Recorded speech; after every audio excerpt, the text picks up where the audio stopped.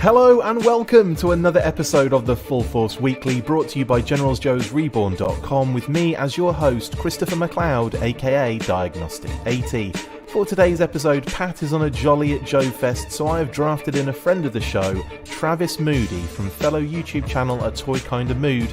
In this regular video series, we round up all the week's news in the world of G.I. Joe. What is it, Travis? It's a full force kind of mood. Sabotage! How dare you? I had to full force my way onto the show this morning with a little coffee and a shower, but here I am. Brilliant. Dude, great to have you in on the show. How are you doing, my good man? Well, we got to hang out for a bit. I had a little tall cup of Joe, so I'm good to go. So awesome, let's do man. It. Awesome. What have you been up to in the past? Have you been busy? There's not been really much going on in the world of G.I. Joe, but have you been up to much? No, just, doing unboxing of wrestling figures, just like Jeremy Kimberlin accuses me of all the time. Shout out to Jeremy. Yeah, it's been amazing, right? So doing 2 shows a week is just so much stuff. Yeah, I mean, you do 2 shows a morning. Yeah, this is my second of the day. Yesterday I did 3 back-to-backs, and then 5 a.m. streams on the West Coast. You're killing me, Smalls. I'm sorry, man. I'm really sorry. Great to have you on though, bud, and really appreciate you filling in for Naked HD, aka Pat, who is on his jollies, enjoying himself at Joefest. Shout out to everyone at Joefest as well. Hope everyone's having a great time. Did you think about possibly going this year, Travis, or was it something? Originally, I did, yeah. But here's the thing: I want to go as a team, right? So it's not like a toy kind of Travis Moody like you got on the nameplate there. It's we got a great team. That's what I love about our show. We have like 3 or 4 or 5 different wonderful hosts. So I don't want to be at Joefest just me. I want to go with the homies. You know what I'm saying? So if they can all go, I'll go. Awesome. We all go home, or nobody goes home, as the sergeant said famously. That's right. Vlad's in the chat as well. Have we got the whole? Is the whole team from 80 km rocking it today? Hopefully. I don't know if they're awake. I mean, some of us are West Coast. I'm sure. I did get a text from Anthony's Figs, Tony's Figs. This morning said, "Stay fresh, cheese bags." At like 6:18 a.m. and he's in Phoenix, so he might be watching. I don't know, but shout out to the whole team. Dreadnought Ryan, I'm sure he'll be in here. Ryan Sweeney and KJ will probably catch up on the replay because he's here in LA too. So awesome. Well, Talking Joe says Pat looks different. Has he not shaved today? Yes, that is exactly what's happened there. When Pat doesn't shave, he becomes a different human being entirely. Thanks, Mark. Chris, in a 24-hour news cycle, says Diana. Yeah, it feels that way constantly. Anyway, yeah, great to have everyone on. Hope everyone's having a great time in the comment. Keep the comments coming in. We'll be trying to get to as much as we can. Obviously, it gets a bit ridiculous, and we can't get to every single one, but we'll do our best. Right, yeah, Chris has been doing nearly non-stop telethon like Jerry Lewis or even the Sunbow Cobrathon. Yeah, big time, more like the Sunbow episode, definitely. Yeah. I call it Force Fest. Right? You don't even have to. I mean, it's kind of like the digital Comic-Cons, and Comic-Con at home. It's like Joefest at home. That's what this is with your channel. It is exactly. It's an online event, is what's going on at the moment. Wonderful. You're doing a great job. Thank you, man. I appreciate that. As are yourselves. I love A Toy Kinda Mood. It's a great channel, positive, vibey, and lots of fun as well. And I love all the guys that are involved. So yeah, big shout out. And I'm really happy you could come on and fill in for Pat as well, who, like I said, is enjoying himself at Joefest. Hope you're having a good time, Pat. And yeah, we'll see you next week. Jealous. Jealous. Right. Big time. Right then, let's get into that first. We've got a lot of news to talk about. And we'll start with some icon heroes.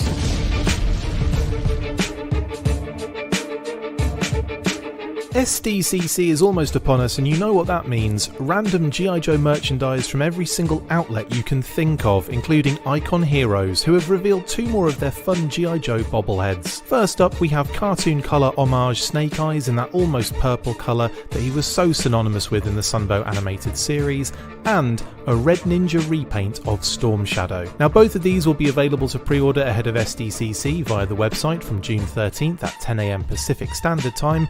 The 2 previous bobbleheads were $35 each, so I would expect a similar price again for these 2. Yeah, bit of Icon Heroes dropping merch like it's hot, left, right, and centre. Of course, it's YOJOE June, so we're going to get lots of merch, especially around SDCC build-up time as well. We'll start to see it creeping in. Now, we've got, obviously, Snake Eyes in his kind of like Sunbow homage colours, in that kind of purple kind of tone. And we've got a Red Ninja repaint of Snake Eyes. What are your thoughts, Travis? Are you into these? Is this something that you're going to get into at all? So I'll be at Comic-Con, and yes, if these are so much better. These are so much better than Funko Pops, but unfortunately I have the G.I. Joe Funko Pop, so I don't know if I can go down another wormhole here, you know. We might have to stop the episode today. I think we've upset everyone saying that we collect, because funnily enough, I do have some of the Funko Pop figures myself as well, and yeah. Now I think actually I did have a few, and then Ritz Murphy, friend of the channel, he messaged me to say I was talking about the ones I didn't have on the show, and he sent me them all. So now I've got all of the Funko Pops, and I was like, brilliant, amazing. Thanks? Question mark? No, thank you very much, Ritz. That was awesome.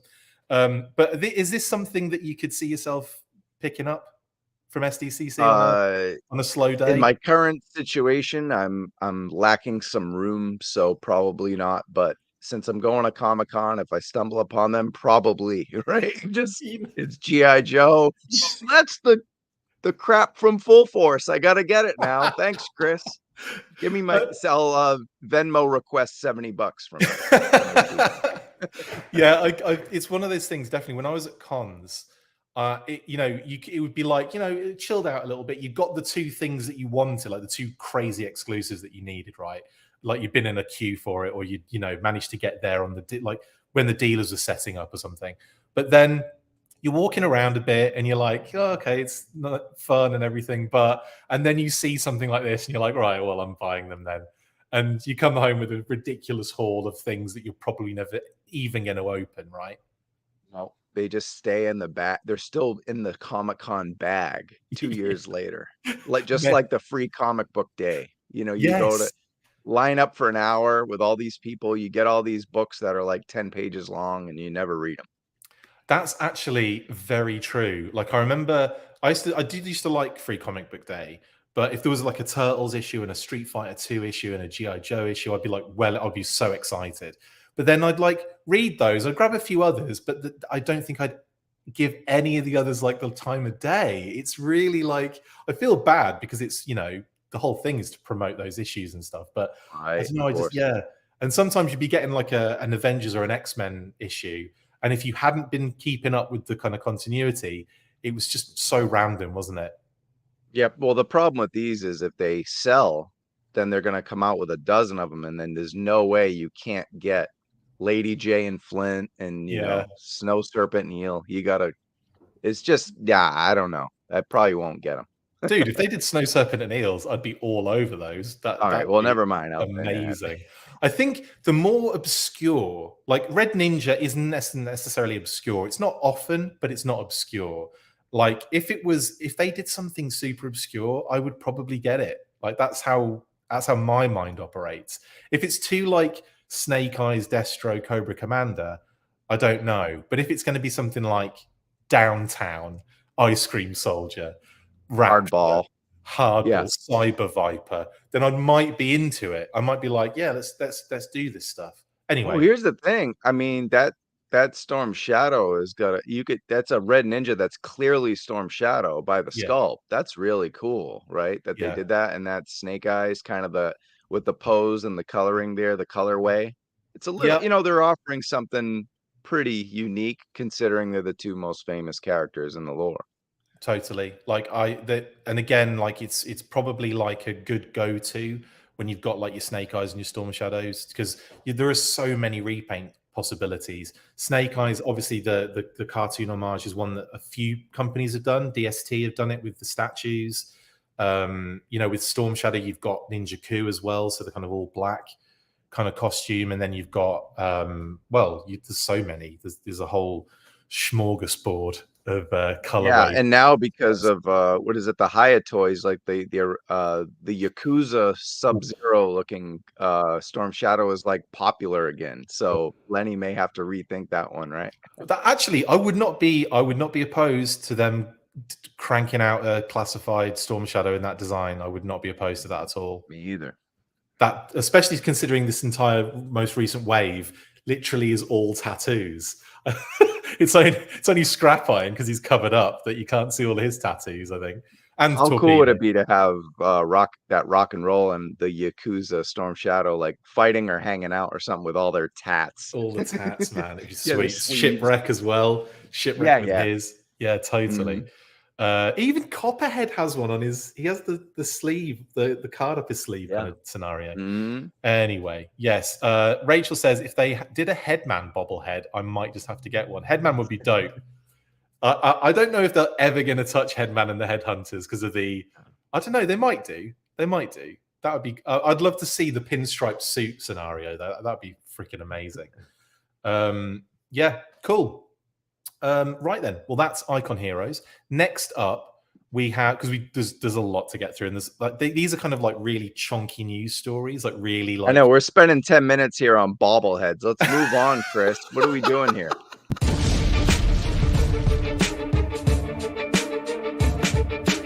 That's right, we finally know the publisher for G.I. Joe and Transformers comics. Bleeding Cool posted the news yesterday explaining that the two brands will feature in a new comic series called Void Rivals by Image, a subsidiary of Skybound Entertainment. When the news broke about IDW losing the license to both properties some time ago, it didn't take long for the rumours to start regarding Skybound, and clearly there was substance to them. The new comic comes out next week and will debut the two brands under the Image Comics umbrella in some way, with first issues for each brand coming soon. According to the article, Void Rivals #1 doesn't reveal the true nature of the comic until the end, but that the 1 in 100 variant cover for Void Rivals issue 1 features both Transformers and G.I. Joe. We shall see, of course, but it is nice to finally put this mystery to bed and start to get excited for more G.I. Joe and Transformers comics once again. Yeah, so it feels like it's been quite a while since the last IDW 300 issue. And obviously we've been waiting a long time to find out who the next publisher was. We like the rumors early on when IDW lost the license were that Skybound were right in there, and that seems to be exactly what's happened. And it's with Skybound Image. What are your thoughts, Travis? Are you kind of happy to see it there, or do you collect any of the comics by chance?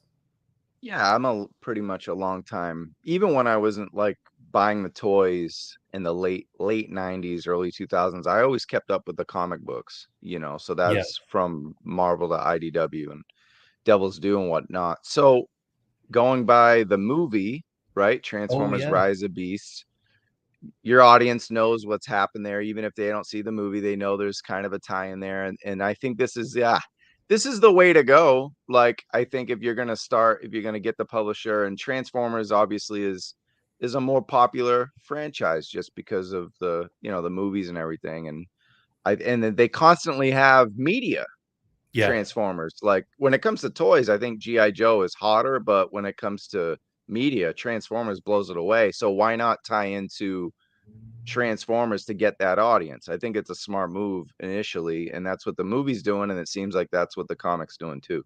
Yeah, so like effectively we're going to be having the debut of both of these brands at Image is going to be through this Void Rivals comic. Now, I believe it's going to be, I'm not sure like how it's going to be, like how involved Transformers and Joe are going to be in that issue, because there's been a lot of mystery around the Void Rivals issues, anyway. But by the sounds of it, they're going to be quite prominent from issue 1, which is out next week, by the way. So it might be worth picking this up just to have a look at that. And then it did say in the rest of the descriptions for the other comics, I think through to issue 4, it said that the crossover kind of continues throughout that. So who knows? It'll be interesting to see what they're doing and how it connects to this Void Rivals universe. And yeah, it'd be very interesting to see what it's all about. It might be that they're just like a backup strip and it's not connected necessarily to the continuity of the book. I don't know if that has been kind of spoken about. There might have been confirmation that isn't the case. I'm not quite sure. We will find out, I guess, and we'll find out very soon. We're going to be finding out next week, so that's totally cool with me. Well, someone's asked, what is Void Rivals? Well, Void Rivals is a new comic that's got a lot of mystery about it, that's written by Kirkman and Mateus Lopez, Lorenzo Di Felici, and it's basically being published next week by Image and Skybound, and it's going to contain Transformers and G.I. Joe. That will hopefully fill you in on what that is. That's all we know, actually, Diecast Nick, at this stage. Yep. Now, you've seen the film. You were talking about the film there, Travis. Could you tell our audience, like, can you give us a little non-spoilery review of Rise of the Beast? Okay, so there's going to be a lot of shameless self-promotion on the show because it's me. It's what I do right now. But I have a little blog I've had for a long time called Geeks Have Game, geekshavegame.com, and I have a review up there of the 4DX showing. And it was my 20th 4DX review. Cool. I've might have seen probably 25 plus movies in 4DX in my 20th review.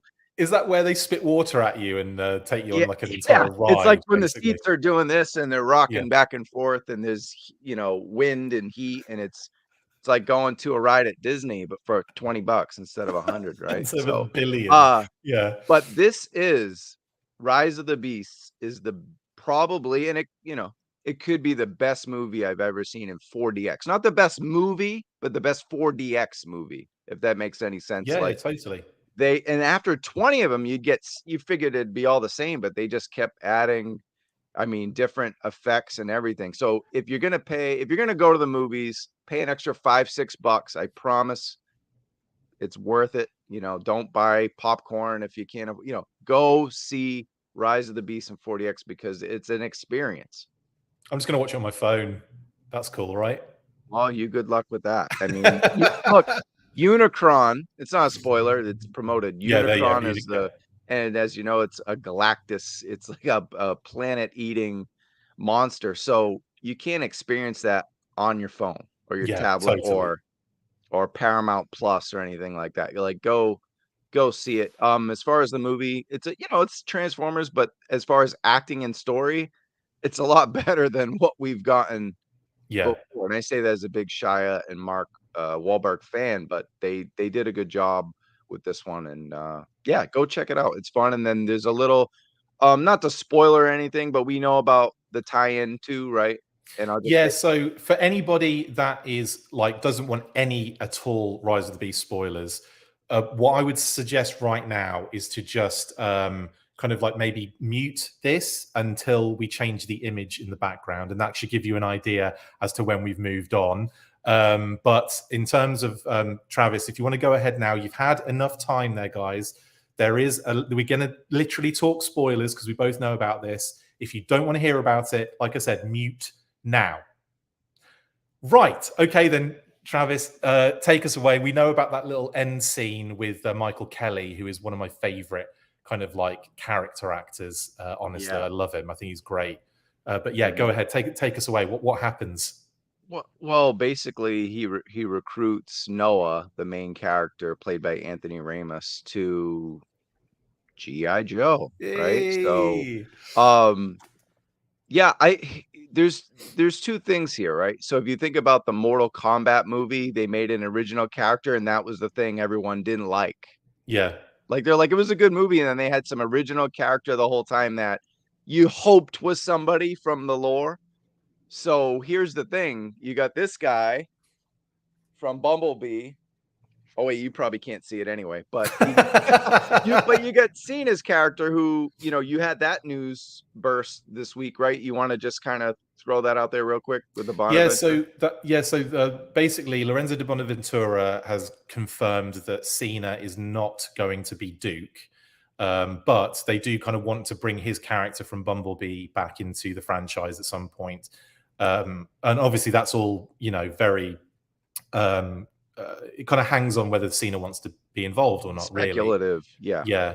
But I mean, from Lorenzo de Bonaventura's point of view and from Paramount's point of view, I believe they want him to kind of maybe come back and do something in that universe. But he isn't Duke, is basically what he was getting at. Or the character that he plays in Bumblebee is not Duke.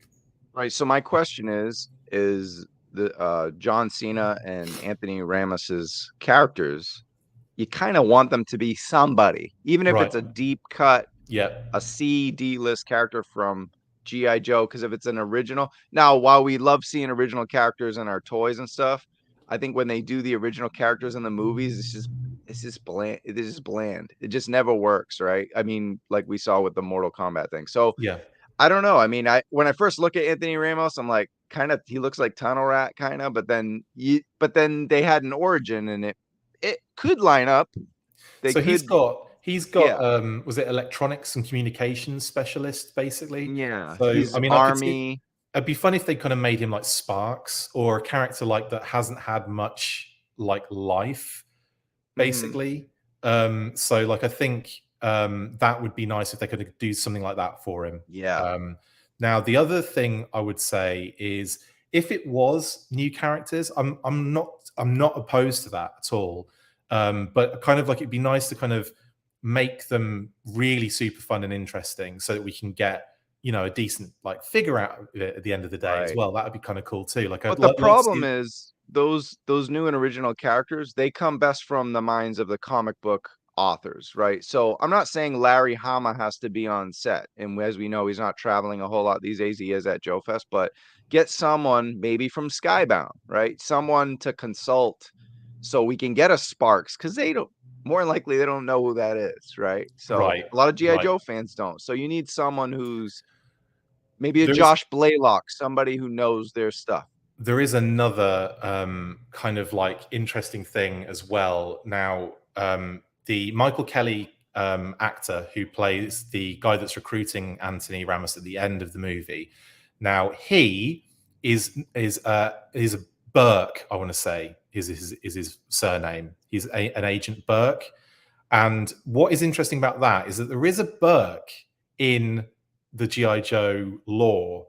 And if you guys have ever seen the Sunbow episode, A Spy Who Rooked Me, that was the name of the spy in that episode, right? And the fact that he's like, he's from like a what's it called? Like a company, like a spy company called Auntie, as opposed to Uncle, like, you know, kind of doing that kind of like riff on it.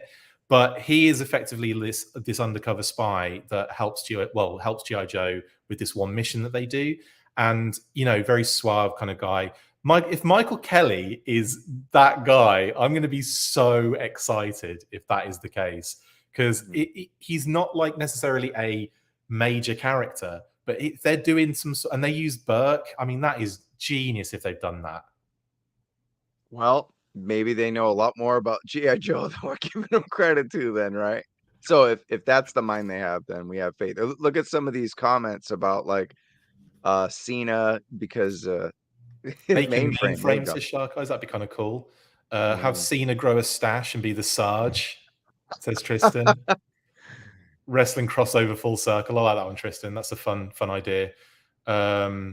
Oh yeah, okay. Rob H says, why would anybody think Cena was supposed to be a Joe when his character both had a name and was part of Sector 7? Because G.I. Joe is a special operative force. You can always have different names and code I would names say on that one as well, Robert. Like, I think we were speculating on it before all of that was really kind of in, you know, kind of like stone. And I remember when we found out his name was Burns, his name was Agent Burns, we were thinking Calhoun Burns from Mask. We were just trying to throw any connective tissue to the Hasbro universe towards it. I think it was more in hope than anything else, Robert. I don't think we expected it. I think we just hoped he would be like something. There would be something in there. And when it didn't happen, I was definitely a little bit disappointed. So I'm very happy that they've gone and done something with Rise of the Beasts on this one. But I think as long as you don't change, like, as long as you don't change who they are and how they were portrayed in that movie, you can change their name and add more depth to them to make them a G.I. Joe character. Just don't contradict anything, right? We can't, whatever you've shown in the movie, that has to match up with whatever G.I. Joe this is. And if you can't do that, then you got to create a character, like you said. You got to come up with an original. Yeah, and I suppose, like, well, we'll bring that to a close now, and we'll stop all the spoilery talk. But I am very excited, by the way, to see that the two franchises are kind of doing this, because at the end of the day, like, you know, it's not the worst thing in the world. I mean, it could be, but in my opinion, it's not the worst thing in the world. There's going to be a lot of excitement building up to it, and a lot of, like, you know, I'm just thinking about the news that we're going to be like having to discuss and talk about and all that kind of stuff, and like, I'm very excited to maybe see them delve into G.I. Joe in a different way that hasn't been done before. And I think they could do that with this Transformers crossover. So, yeah. Well, also, you got, if having a crossover right away, that kind of forces you to buy both issues when they come out separately, right? Because you've been invested in the crossover. So now, even if you're more of a G.I. Joe fan, you're like, oh, I kind of have to buy Transformers #1 now. Right. Yeah. So it's pretty good marketing. Totally. I'm going to be definitely picking these up, definitely seeing what's going on with Void Rivals. Absolutely. And then going from that point, after following Void Rivals, they have also explained that they're going to be doing issue 1s of each brand as well going forward. Larry is also working on 304, he said. So at least that continuity from IDW, from Marvel, that is continuing. The Real American Hero continuity is going to continue on through Skybound Image. So that's really nice to know. And then we'll have these new #1s for G.I. Joe and Transformers as well. So at least we know there's a lot of cool stuff coming from them. Right then, next up, we have a little bit of Target news, which used to be a swear word, Target, but now has kind of improved, I would say, dramatically. Not like perfect, but certainly better than it was at the start of the classified series kind of scenario. But anyway, let's get into Target.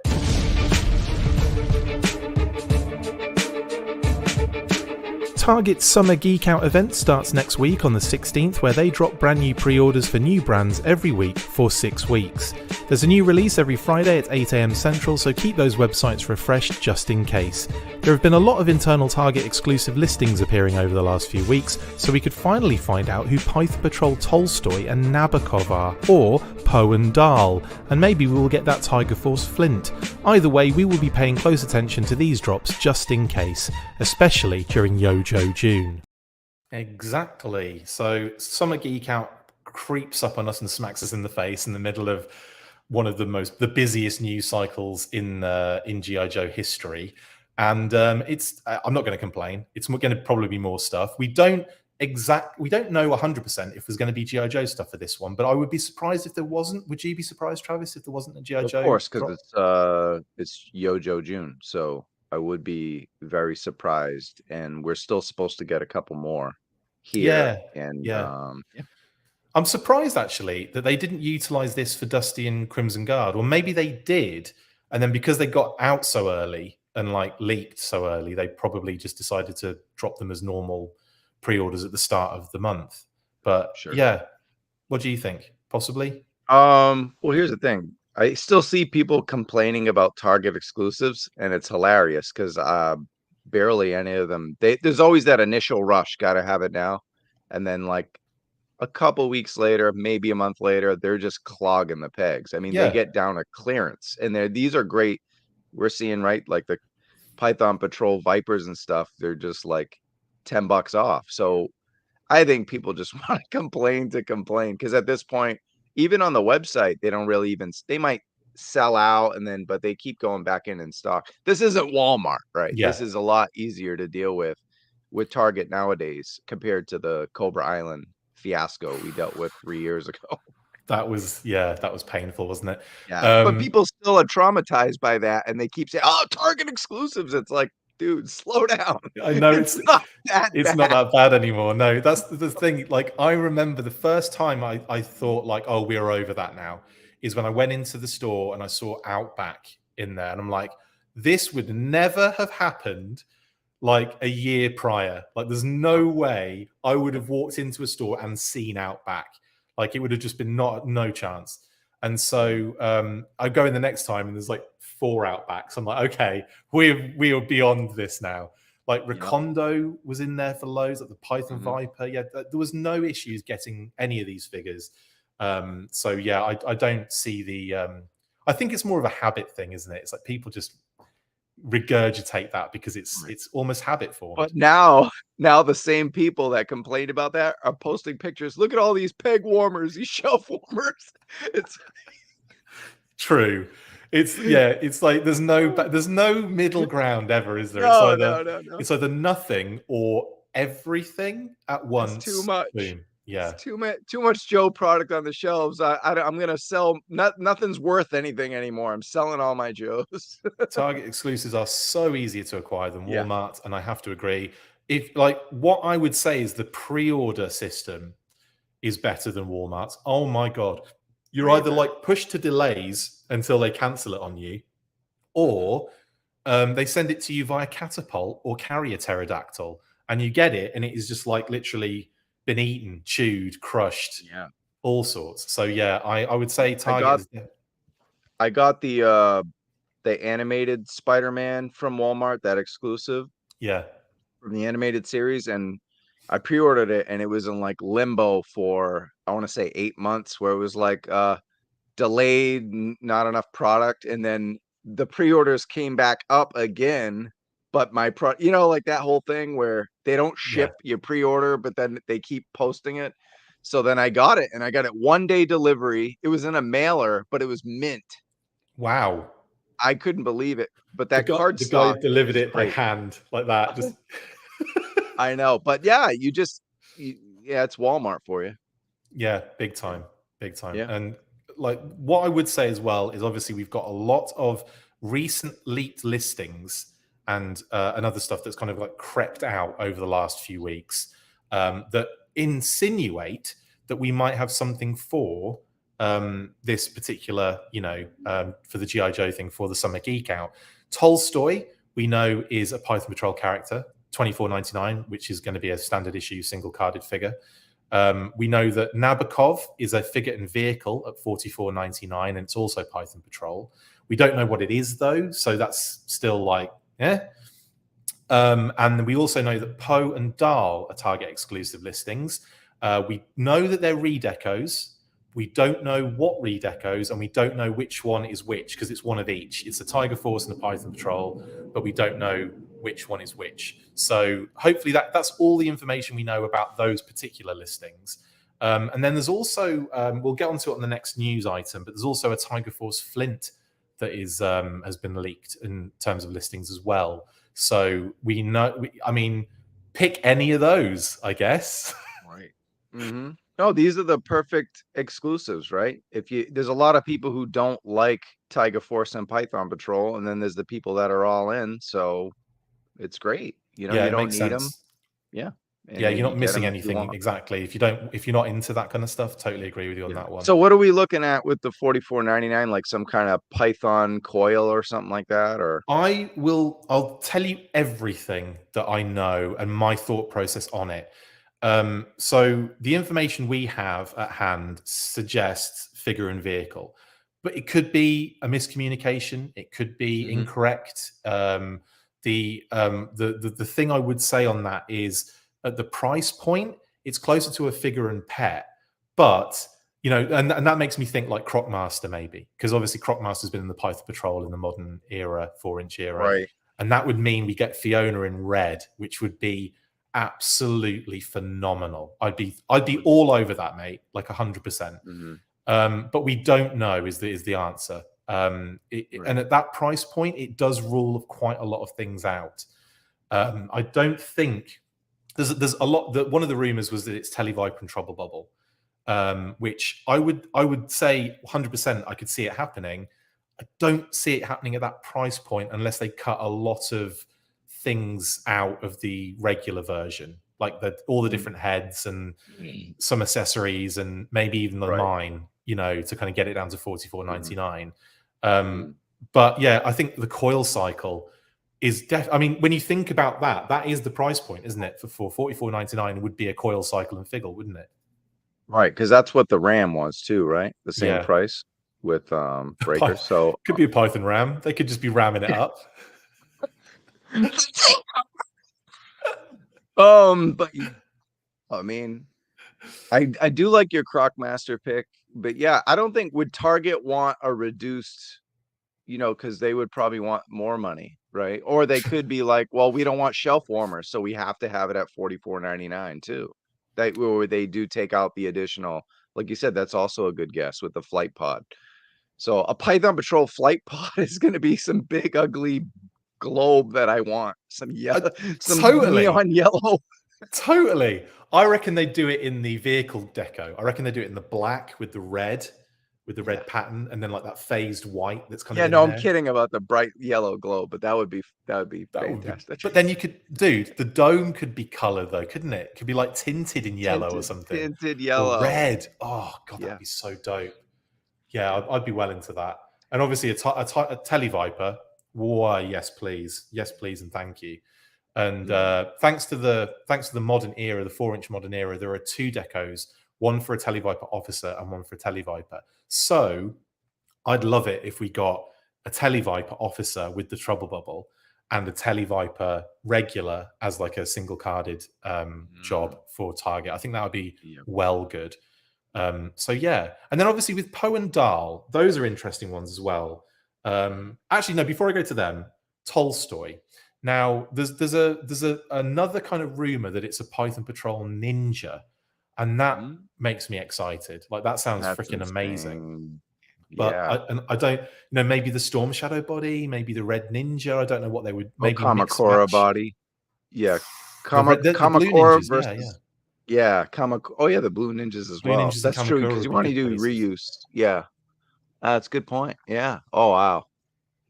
Either way, it excites me to think of what they could do as well, deco wise. Yeah, that would be pretty sweet. Anyway, that's a rumor. We don't know. We can't confirm yes or no on that one. The uglier it is, the more I want it.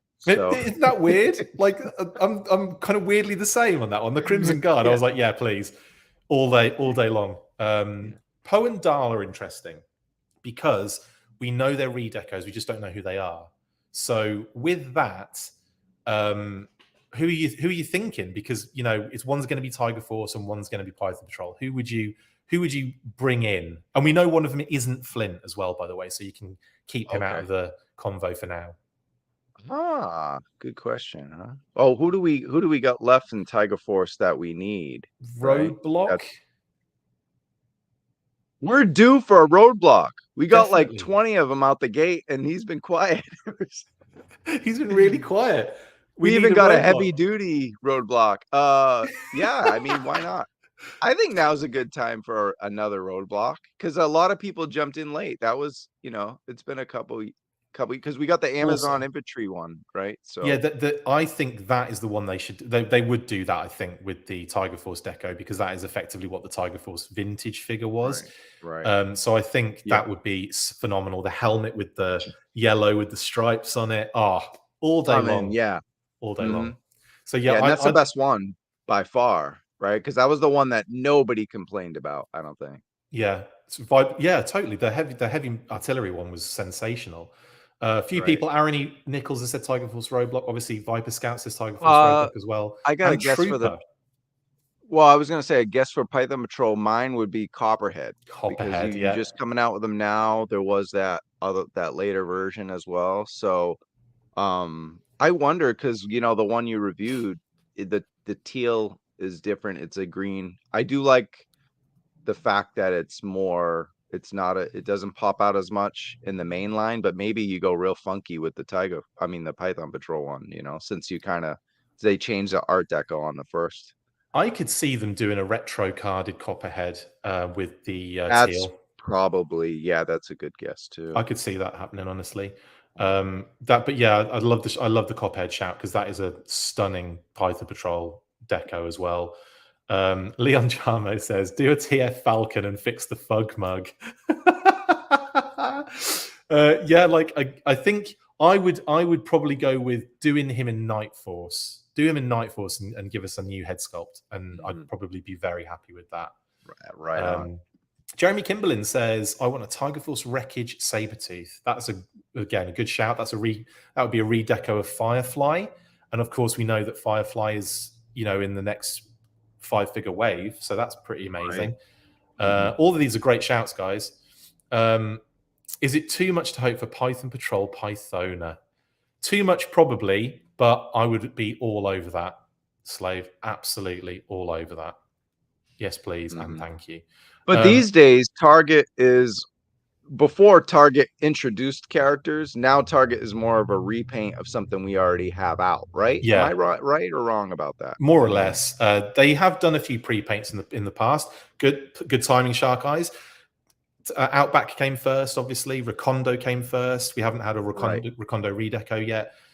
So you can see TF Tripwire being a thing, and that would be awesome. So actually, there is quite a few characters that they did pre-paints for, so it's possible that we could get a new character as well. I edge more towards like it's Target exclusive is probably a repaint. Well, we know that Poe and Dahl definitely are redecos of current figures, so yeah, we know that that's definitely the case. So Roadblock and like a Trooper or a Carpet would make more sense than some of these other guesses. Yeah, it could. I mean, you could throw Tunnel Rat in there because he's technically a figure that we know is there. We got the digital render for it, so we know it's just because it's a redeco doesn't necessarily mean it has to be in our hands necessarily. But but I think it's more likely that it's going to be a figure that we've already had, that's been delivered and everything. But having said that, awesome stuff. I think that's the end of that particular. I'm just going to do this. I'm going to ruin the life. Yeah. Okay. Cool. There we go. Just a bit of how the sausage is made there. I just forgot where we were in terms of. We do it all the time on our show. Just do the whole slideshow. Back and forth. Anyway, let's move on because we have still got loads to do. How has this happened? That was Target. Next up, we've got a little bit of YOJOE June news, and we're just going to be clearing some things up here.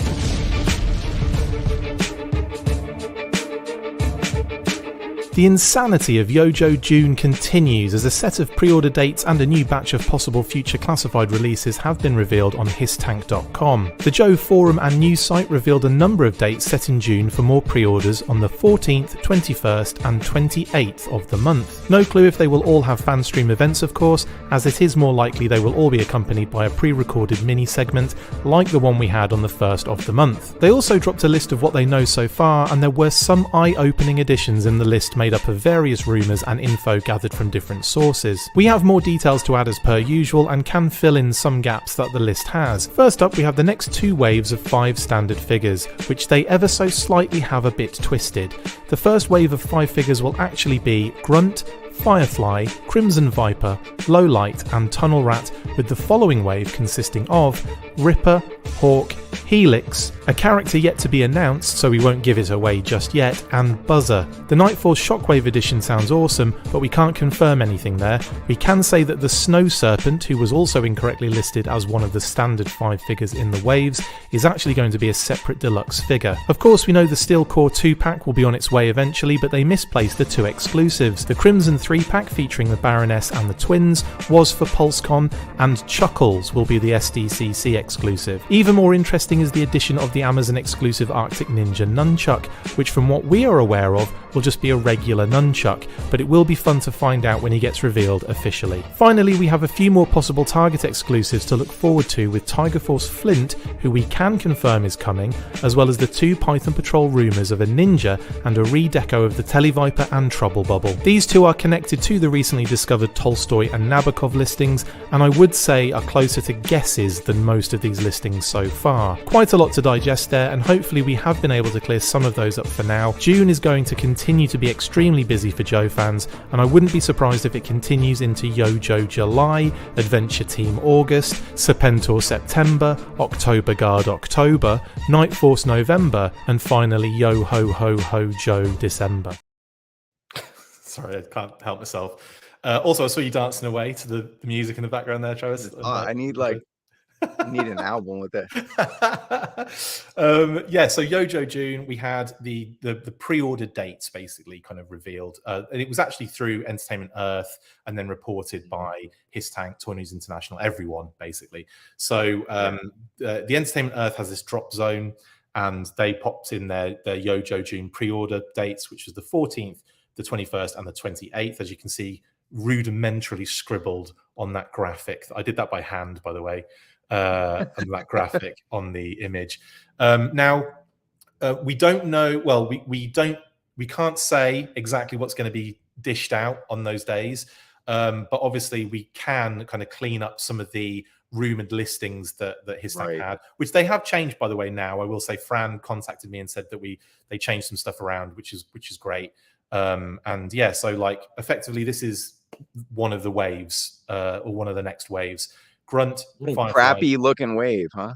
Man, I don't know about this one. I might have to pass. It's freaking dope, man. This is next level, isn't it? You've got some absolute like standouts in terms of characters that have, you know, taken their time to get into the classified series. Low Light, Tunnel Rat, and Grunt, for example.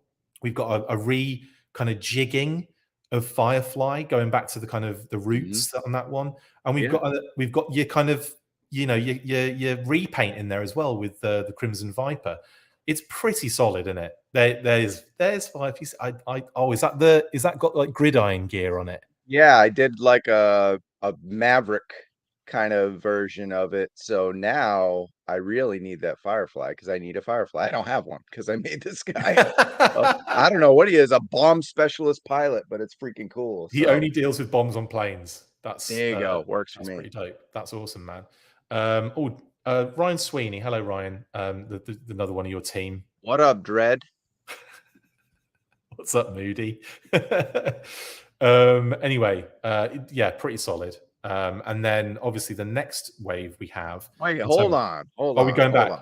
No. I want to thank Entertainment Earth and Hasbro for doing their pre-orders on Wednesdays, because that's a toy kind of movement. I told you I was going to shamelessly self-promote. No, but every Wednesday at 9 p.m. Eastern.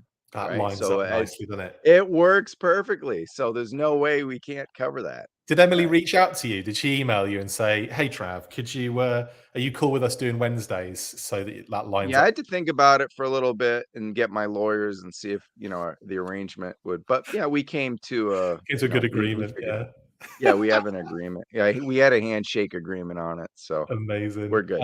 They're great as well. And that's another episode that was really prominent from your channel, was getting Lenny and Tony on to talk about all that stuff. Yeah, if you haven't seen that, guys, go check that out. That's a beauty. That was awesome. Show. Yeah. Both our interviews aired at the same time, and I raised hell, man. I know. I was ready. Time, yeah. It's like, how dare you? You gave me an hour. I gave you an hour, and then you posted yours. No, it was great. They're both great, and love Tony, Lenny, and Emily, and they're doing a decent job at the line. Oh, I mean, here's a lineup of figures already to kind of prove that. I mean, this is, wow, what a wave, big hitters. And I love what they've done with Grunt. I love that fold down little hinged thing on the secondary with the little mobile device. That is awesome. And we've been told as well that there's going to be a little screen on that, like a Tampo screen on the. So it will be attachable and stuff. So yeah, apparently it just hinges down like that. I'm not sure if it comes off completely. Knowing them, it probably does. But the mission says, I think it has to come off, otherwise you get this like tablet in your face. Yeah. You can't articulate it, and not enough butterfly joints can get you to touch that one. But that's a good point, actually. Yeah. Actually, that is a good point. Like, would you be able to get the arm in that position? I'm just going to bust up Shipwreck now and try and see if I can get his arm touching his boob. I'm very excited about that. It's the ultimate Grunt, because you can make it, you know, with that steel core helmet. You can army build it, and you still get Grunt, the character, but then you get a bunch of Grunts that aren't Grunt. So it's like, how can you ever? It's so great. The only thing is, I guess we heard the name tag might be removable. Is that Not a clue on that one. Someone put that in the comments. I think I speculated that I hope that could probably come off, but at the same time, like I don't know, and it's very small, so I doubt there's going to be anything like that. But I don't know. We'll see. I guess is the answer. Yeah. I wouldn't be Sure. like that bothered, but there would be a lot of grunts with the same name in an army. Right. We got 15 Graves. Call the Literally. Graves boys over here. We need some backup. It's like it's 15 Graves. Just We've literally recruited every Graves on Earth to fill this team. Yeah, some of them didn't even want to be in the military. Yeah. Firefly, obviously, going back to kind of basics on that one. Are you excited to get like kind of a more vintage inspired Firefly? Oh yeah, I mean, because I transformed mine. It's probably, even though we had a Firefly, it's my most anticipated in this wave because I really need the essential, the more stealthy Firefly. You know, the other one was for what they were doing with the line with the video game and yeah, you know, that whole sci-fi nerf thing. I mean, they had an idea of what they were doing, so you can't fault them for that. But at least they course corrected and gave us what we wanted. So they listened, and it's gorgeous. Look at that camo, the patterns on it, right? It's so lovely, cool. isn't it? There's something very impressive about the camo on that particular render, and I think that when you see it on like the Mezco Firefly and the 3.0 Firefly, you can go into some immense detail with that kind of stuff on those kind of larger figures. But to get that kind of almost like replicate that effect on a classified figure is really good. Digital printing, wow, it's tremendous. A Crimson Viper, thoroughly expected. We speculated it, and it appeared as if by magic. And obviously with Sriracha ketchup. I love that. Sriracha force. I like that. That's a good Sriracha one. ketchup force. Genius. Yeah, there you go. Genius. And yeah, and again, like this was an expected one. Are you happy? Are you indifferent? What's your feeling? No, I think every wave needs one troop builder. We're getting two technically with Grunt if you want. So, but yeah, I think everyone needs one, and you can't get enough. It's smart, right? Because you're gonna have people spend, what is it, 125, and then they're gonna spend another $50 getting two more. So then your waves, you're selling $200 worth of the wave instead of 125. So it's great business. Yeah. Right. If you don't look at things from a business point of view, you're always going to be upset. So I think the gray really pops out, and then it's got that blue scarf, chief, thing. So yeah, I think it's cool. I think it's cool. And if you don't need it, skip it. Get the other four, right? The other 500 Vipers that are out there. Right. Low light. This is another kind of one that we've been waiting some time for, and it's nice that he's coming into the line now. Looks like they've nailed it from the digital render, in my opinion. Yeah, I mean, what can you say about it? It's spot on. It'll be fun to see how he looks with the gridiron loadout that came out about a year ago, and because we saw a lot of customs with that. But how do some of these characters? I just got that Dusty loadout I ordered because I think the Dusty's okay, but I really wanted a soft goods. Yes, to go with them. So I ordered that loadout because I want to see how it looks with the regular, instead of a custom character. I want to see how it looks with the Hasbro character. So I'll be doing the same probably with the sniper here. Yeah, you're a definite gridiron fan on that side of things, aren't you? They do some amazing stuff. And Tunnel Rat as well, another kind of classic character. Looks like they've nailed him. Really excited with the face camo and everything, and on the arms.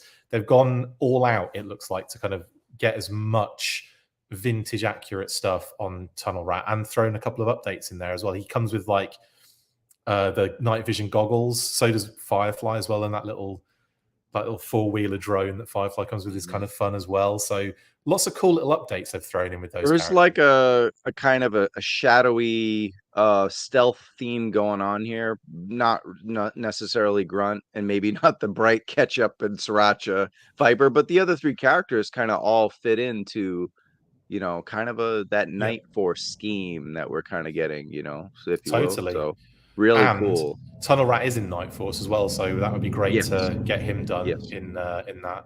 Yeah, it's awesome. Oh, Great face sculpt, man. Wow. Figure Six Pack says Mad Marauder's sub-team potential with Spirit and Low Light, absolutely. And then Mutton Junkyard's around the corner, Figure Six Pack, and you hope that Footloose would be name dropped at some point. That would be kind of cool. And then the whole Mad Marauders kind of crew can get their. Is there more? I've probably forgotten if there are more. Spirit, Low, doesn't matter. Next. Well, Mad Marauder Sergeant Slaughter, you would think would be maybe that's something you say for Comic-Con. There's an obvious yeah, one. well, Comic-Con, right? Yeah. I mean, that's a good place to announce anything with Sergeant. They did it last year. So that would be sensational. I'd be all over that. Then, of course, we have the next wave, which features Ripper, Hawk, Helix, Unknown, and Buzzer. Now, we can't tell you who that Unknown one is yet because we want Hasbro to reveal that at least in name only. So when they do that, then great, we'll throw it John in there. Cena. It's definitely you can't see him, right? Someone said genius-wise not too long ago on one of the streams. They said Cena should be the faceless master, and I thought, yeah, that's absolutely genius. Giving it one of them. That's the technique. That's how he's faceless because he just does that all the time. Anyway, Death Valley Machine says, "Hope the Unknown is Torch." I will just say Death Valley Machine. I can't tell you who it is, but I will tell you it is not Torch. But Torch isn't far off, is he? Because we know he's coming. So don't worry about that at all. Anyway, that's that wave. Are you excited? Do we want to run through this wave really quickly? Or I was going to say, are you excited for any of these guys? Not at all, but I think we asked Lenny on one of our shows, whether it was the Comic-Con interview or the last one. I think it was the Comic-Con one, but you look at Ripper and you're like, how is that not how's that not Lenny, right? Oh, and he 100%. loves the Dreadnoks. I'm like, that face sculpt better be Leonard Panzica, man. The face sculpt. I mean, why not? You got Larry Hama, Tunnel Rat. Let's do it. I mean, get something close. It doesn't have to be 1-to-1, but I would love a Lenny Ripper, right? So be brilliant. And you're right, 100% like that. Tasmanian Lenny. Let's do it. Should 100% be him. He totally looked like Bazooka when he shaved his beard off and just had his tash. That was amazing. He was so Bazooka for that stream. That's true. He was. Yeah, I got to say, I'm very excited for Helix. I think that is a character I've wanted to see in the Classified series since Classified series began. Kind of also with Helix, I kind of want to see Dawn, but we don't get any Dawn, and I don't know why there's no Dawn love. Like, I feel like that would be such a. I mean, the Marauder Ruben, shout out to Marauder Ruben, has done a phenomenal custom of Dawn Moreno in like the Classified. I mean, who doesn't want a Lady Snake Eyes kind of thing, right? So, like, I just feel like that's got to happen at some point. Helix, you got the paint app already, right? With Python Patrol. And man, she's got to come with these because of her mixed martial arts background and everything. So yeah, she's got to come with fisties. But she's going to be dynamic. Yeah, a lot of different guns and stuff. So I'm just excited as well. And I think the head sculpt would be one of those things where I'd be like won over as well, and the hair would be cool. And I could see that being an absolute winner. And the Dreadnoks they're going to be awesome. Of course, they're going to be awesome. People are going to go wild when the Dreadnoks are revealed. Right. Like, it's just Buzzer was my first GI Joe figure I ever had. So yeah, I got in a little late. I guess not too late, but not 83 or whatever. I was 3 years old. Yeah, you weren't picking up Graves. You weren't picking up Grunt at that point, were you? No. No, but Hawk. I mean, that's essential. And I'm glad they took this long. I'm not going to go pull it out, but I had a custom that my roommate made me for Christmas. I think it might have been even 2 Christmases ago. Wow. So I'm glad I had some representation for a long time, and now we'll get the real deal. So do you think the jacket soft goods? We haven't done soft goods yet. I don't think it'll be soft because I've got a feel it'll just be that secondary kind of vibe. I reckon they'll do. In fact, I could see Ripper utilizing like Copperhead's body with the vest. I could see that being a thing. But with Buzzer, I think they'd go for like a a secondary, like maybe open slightly at the top, but yeah, it'll be. I feel like it's going to be that kind of hard, kind of or rubbery secondary kind of style is what I expect. Gotcha. I just hope there's enough flexibility so he can, because you know it's kind of critical. Hopefully, it's not like a stiff. They'll have the tear as well in the. That'd be so dope, man. I'm really excited for that. General Hawk as well. I'm excited for General Hawk. I think I think that's going to look as exactly as everyone probably expects. You know, with and the version 2 as well is almost a certainty. I've been informed. So yeah, that is all exciting. Then we had these are kind of like to kind of clear up the rest of the list that HISSTANK put out there. We can't confirm anything about Night Force Shockwave, but if that is the case, phenomenal. I'm all about. I've been wanting Shockwave ever since we got Beachhead, honestly. And I had Beachhead. I put Gung Ho's the first Gung Ho's hat on Beachhead and was like, I've got to customize this, and I never did. So I'm glad they're doing it big time on that one. So if they're doing a Night Force one, I'm all aboard for that. Yep, it's Walmart though, but so it's going to be delivered via catapult from the 1300s, of course. Yeah, it would be a great NFT. A pre-order NFT. Do you remember when those were a thing? That already feels like it's not a thing anymore. It's certainly not a thing because we're getting stuff a lot quicker. Yeah, except Walmart stuff does feel like NFTs still. Yeah. So anyway, sadly. Excited for Night Force Shockwave if that is the case. Yeah. Snow Job is actually going to be a deluxe figure, so it's going to be probably closer to what we've seen with Snow Job. Snow Serpent. What did I say? You said Snow Job, but we knew what you meant. Snow Serpent is going to be closer to Snow Job is what I should have said. Did I say Snow Job is closer to Snow Job? What an idiot. Yeah, Snow Serpent is going to be a deluxe. The word job that's on your mind. He's going to be much closer to Snow Job in loadout. Yeah. So that's why he's going to be a deluxe. You can, I mean, if you look at the vintage figure, you've got snowshoes, you've got the backpack, you've got the kind of launcher thing, the mortar, you've got the AK-47, you've got the pouch on the front, you've got the helmet, the goggles, you've got all sorts of stuff going on with this original vintage figure. And I imagine they're probably going to throw some skis in there. Like, I wouldn't be surprised. I'm interested in the sculpts, right? Because they've been taking some risks with some things, and we're getting like Grunt, you know, we got the steel core helmet. And then, so some of these other characters we're starting to get, even Snow Job itself, right? We got two different sculpts and it's a deluxe. So yeah, it'll be interesting to see on top of the goggles and kind of the hood and everything, what are we gonna in the balaclava? Are we gonna get some other kind of sculpt? It's interesting. Scrap Iron is a good example of that as well, you know. So man, I'm really excited to see what the alternate they're taking. That's what I love about Classified though. They're not just doing 1-to-1. They're basing it on it and they're giving us something else, you know, and that's what's that going to be with Snow Serpent, man. I can't wait. Yeah, I'm very excited for Snow Serpent. And Nunchuck was a good one as well. In the list, it was Arctic Nunchuck. We were only aware that it was regular Nunchuck, but I'm not saying that we're right and they're wrong in that sense. I believe that that could be anything. So if it is Arctic Nunchuck, that would be kind of fun, and I'd be totally down for that. But if it's regular Nunchuck, also very much down for that, because this was one of those figures that could be phenomenal in the Classified series.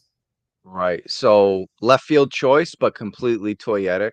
Getting an icy camo would be insane, right? So first of all, like getting just the way though you've seen the pattern on like a Firefly and some of these other camo characters, Stalker, you know, and then just adding an icy feel to that. When you got the curve, you go different with all the blades. You get the long blade, the curved blade, Nunchuck. Yeah, I mean, awesome choice. Good to mix ninjas in there too.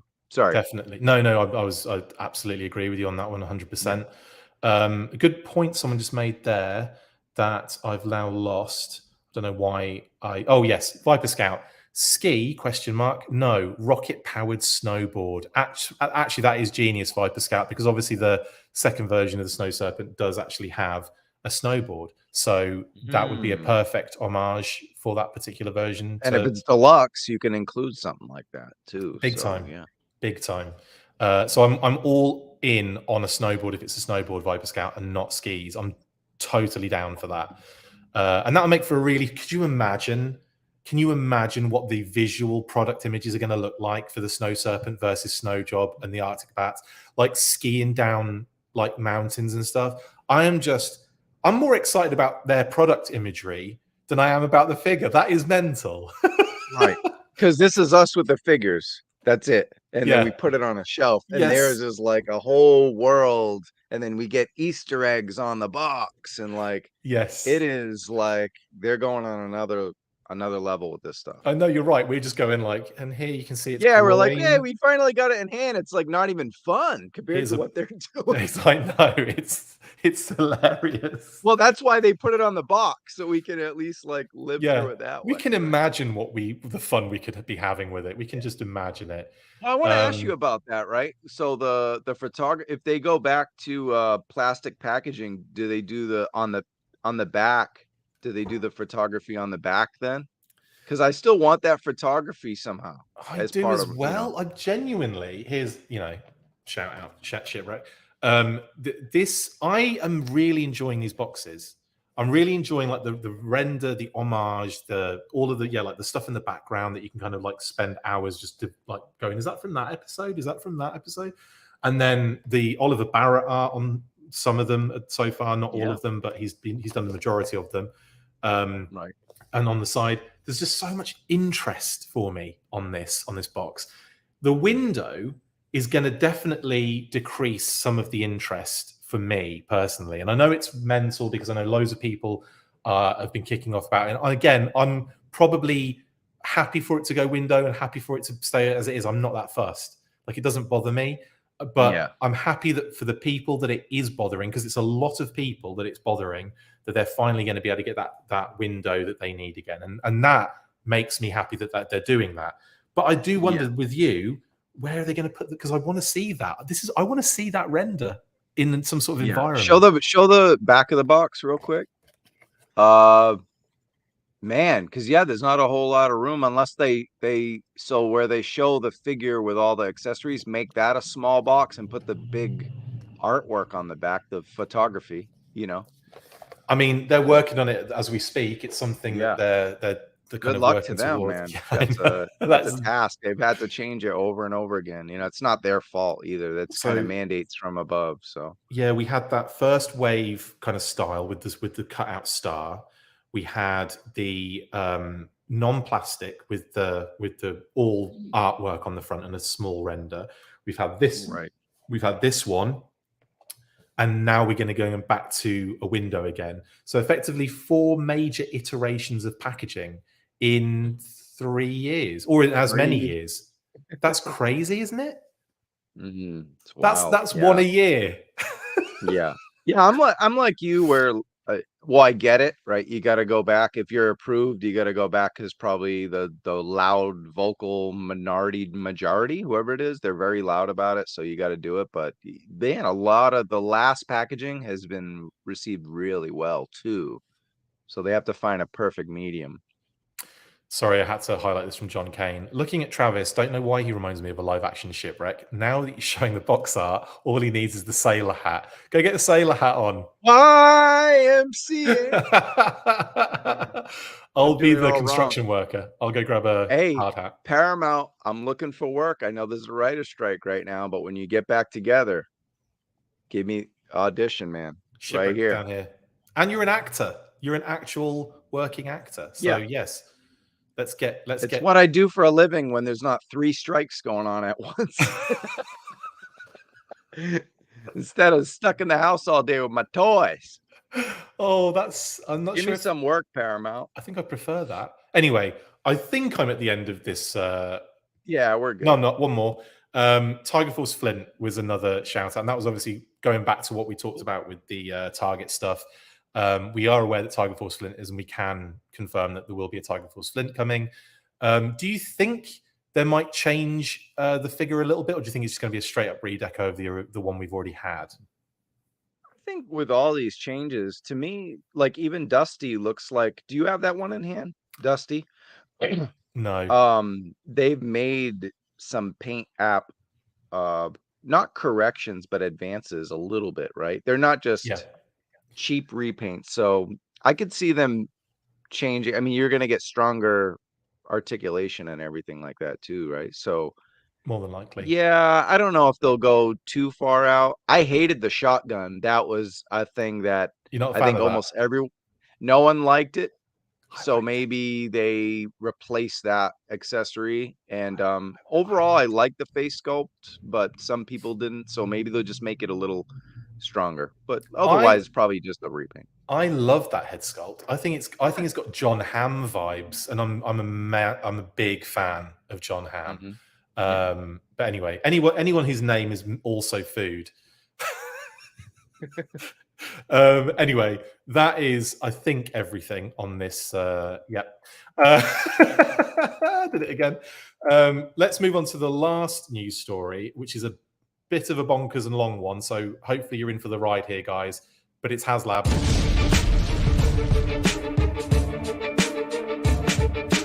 YOJOE June has been quite the month so far, and with a stack of pre-orders and a few cheeky digital render reveals already in the bag, Hasbro followed that with a huge HASLAB reveal on Monday morning.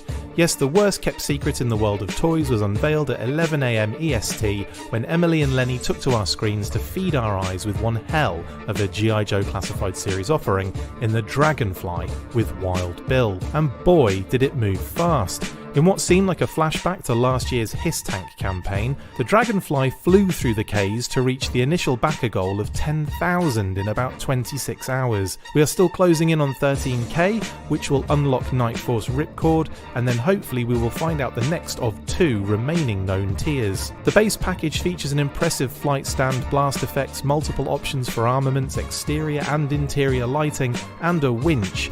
You also get Wild Bill, and then of course more possible figures to unlock as we reach each tier goal. Buckle up and yee-haw. Sorry, I couldn't help myself. I had to say that. We are currently at, as it stands, 12,251. Exactly, 12,251. Look at that.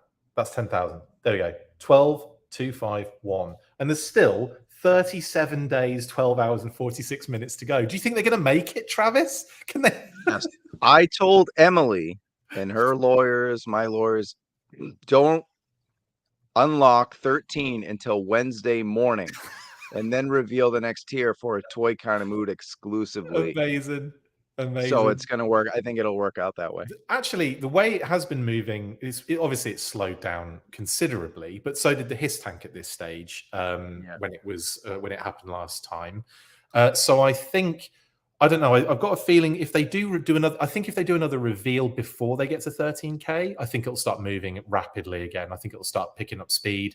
I think what they're doing it, strategically, and they're going to drop these little things in strategic points to then get, the right response, I would say. But I desperately want to know what those bloody tiers are that are missing, because my God, they look amazing. Yeah. Also, thank you, Black Genghis. Very much appreciated your super chat, buddy. YOJOE, shout out to Moody and the 80km crew. Peace. And thank you to Leon Jarmo as well. This will all end in tears. I like it. I'd have read that out if you hadn't paid us money to read that out, Leon. But I'm thinking of Ozzy Osbourne. No more tears. There's going to be 2 at least. But anyway, thank you, Leon. Aerodrome in the house. Very much appreciated. Oh yeah, Anthony. You know, Anthony. Yep. What up? Aerodrome in the house. Aerodrome. Tears before bedtime, says Mark from Talking Joe. We've got all of the outlets on today. It's awesome. Right. Yeah, tears before bedtime indeed. Now let's go through. There's a lot of slides to get through. Over 2.5 feet long, Travis. I mean, come on, look at that. I know. We were comparing it to I guess the Sky Striker is just above 2 feet. The one that we got, the retro one. So the O-ring one. So yeah, imagine that thing doesn't even cover the screen when we show it here. So then this is gonna, it's what a deal for $275 what we're getting here. I mean, this alone blows me away. I was so surprised. I mean, how many comments did you see about people saying it was going to be $500. I'm like, where is this coming from? Where is this information coming from? Is this just one of those things where someone just pulled a number out of their butt and it just went round as if it was fact? That's what it felt like. And I was really confused. I was like, there's no way it's going to be $500. Not a chance. But no, I think the educated guesses were $349. Right. Exactly. At least, and $274.99 just makes me like, and that includes $100 worth of figures. Yep. So that massive AH1 Super Cobra is $175 in a 1/12 scale. I mean, that's, if you complain about this, you might as well sell your Joes and move on to another hobby. So we got. What do you think of Wild It's Bill, not by the for way? you. You happy with that one? Because it's a solid figure. Yeehaw. Yeah, I mean, he never came with any accessories, just like Copperhead, right? Because he came with a water moccasin. Pretty So we're much, yeah. getting stuff, which is cool. You knew you would anyway, but yeah, just the haircut is cool, and it's Kilgore from Apocalypse Now. Yeah. So yeah, I mean, he's dope. And then, I think it's great. You get the new molding on the legs, and then we saw that with Ripcord, and now we're Big going to time. get a lot of different, whether they're pilots, paratroopers, Western type characters, we're going to have those legs for reuse. So it's just going to bring a lot more opportunities. And am I the Micro Machine guy?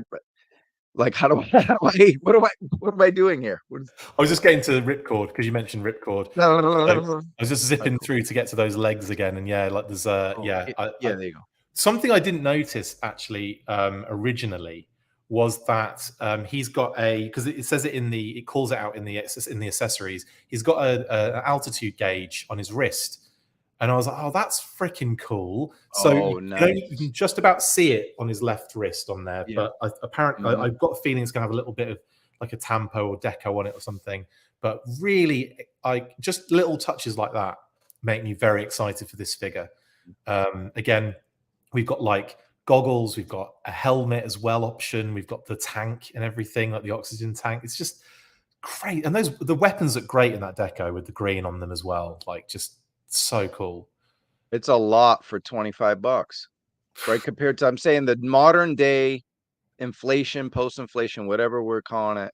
If you look at some of those Disney figures that are out there, and they come with nothing, they don't even come with hands. And then we're getting this. Nice to have a homegrown product, right? I mean, we're getting. Yeah. I'm just going to Micro Machines you again. I kind of zipped through a lot of this stuff, but yeah, obviously exterior lighting, interior lighting, that interior console, beautiful. Wow. Like, so excited just to see that in reality. It looks so nice. All the details, like on the right hand side, it's got like the topographical map kind of thing where it's like showing the navigation and like some sort of target up ahead. Like, oh, it looks so dope. So they're putting in TV show level detail. So I worked on the Orville one season, and I worked as like someone who worked on the bridge crew. Nice. And they have all these like monitors and stuff. And you figured on TV, you never see them, but they put this kind of effort, and some of it's interactive and everything. And they're doing this for a little toy. You know what I mean? So it's really intense, and it lights up and everything. That's amazing. I bloody love the Orville. I'm going to go back and watch every episode to see if I can find you. I'm there somewhere. I'm there in a few episodes. That's brilliant. Exterior lighting, we've got the kind of headlights, and we've got that kind of like spotlight, which is a lovely touch. Again, kind of like almost like a nod to the HISSTANK in a sense here, isn't it? Really, with the kind of the Cobra spotlight kind of thing that they've got. Well, that's also why I was thinking originally. I said that, and I was kind of watching your live stream saying I knew it all along, and it's not like I knew it because Emily told me, or I'm a genius, or anything. Nothing like that. I just figured land, sea, and air. Land versus air. I was thinking, a HISSTANK in the air is a little. Dragonfly has some of the same sensibilities, some of the same. It's not, obviously it's not a tank.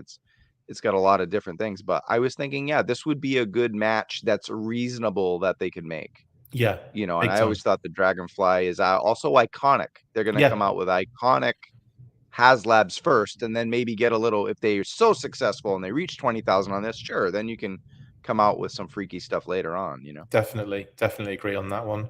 Eben says, what are your guys' guesses on the day we get to 13K? Well, I think you heard Travis's. He thinks it's going to be Wednesday based on lawyers and conversations with Hasbro. You're hoping Monday, but probably Wednesday, you're saying, Eben? I don't know. I think Tuesday would be good, because then they'll have the render ready for Wednesday. Because if it happens on Wednesday, they might not tell us until Thursday. If I was any kind of influencer, it would happen after this show. It would just zip up to 13K, but that's not how it works, unfortunately. Nobody cares what I say about stuff half the time, which is fine. Not true. Luke Poulin has said, business talk, Hiss was $299.99 for a minimum of 8,000 units. Dragonfly is $274.99 for a minimum of 10,000 units. The more units you can produce, the cheaper it will be. That explains the price differences. Thank you, Luke. That's actually a good point. And I would say that I still, even given the amount of units, I'm still very impressed at that price. So, but I thank you for I suppose the roadmap on that one, because that does make a lot of sense, and I appreciate the input on that one. Anthony says, a hiss tank in the air can't bring back my hair. Like it. Like you sound, it's like you're doing impressions of Roadblock in the chat. I like it very much. Yeah, cool. So moving along, we've got the blast effects too, which again, this is really just showing the height and size of the thing. But those blast effects look so dope, man. And the fact that the blast effect, which when Lenny held it on the stream looked like an iced poop, the fact that that can dog bone onto the missile port as well to make it look like it's yes. Thank you very much. Manual rotors. Are you upset there's no mechanical button job going on here, or do you think so? That red button, is that a button or a light? Because he said manual rotor. So what does that red button do? Is that for lighting? For the exterior. You press it once, it gets you the headlights. Press it twice, it gets you the headlights and the spotlight. Press it 3 times, either it turns it off or you get the interior lighting. But effectively, it's the control for the lights. No, this is for safety. Imagine if it's electronic and it gets some 3-year-old kid in the eye, and then Hasbro gets sued. No, it's totally for safety, and it's a cost saving measure, right? Yeah. The less people are like, oh, I want it without LEDs for $50, like that kind of thing. Well, I'm just saying, you take away this automatic propeller instead, and you're saving yourself $25. There's your $229.99 that the Hiss was. So I like it. Yeah, it's fine. Just use your finger. Interesting deco choice as well, with kind of like that black strip that goes like from nose to tail, the kind of yellow fins on the back, the stripes on the rotors. What do you think of that? Would you prefer it to be all green, or do you like what they're doing with this deco? No, they're taking Vietnam and they're combining it with modern warfare, the Call of Duty, the wars that we got on now with the old Vietnam style. Because of course they don't use this helicopter anymore. You know what I mean? This has been retired, but this is G.I. Joe. So they're gonna update it with modern sensibilities. It's also classified. This is not the retro line. This is not the O-ring line. So give us something that we remember as a kid, but give us an updated version, which is what I think the majority want with their figures. We're getting it with the vehicles. Absolutely. Salsa, chips and salsa, I love that. The kind of weapon systems, pods, lots of cool weapon accessory systems. The fact this is all in the base package is quite astounding as well.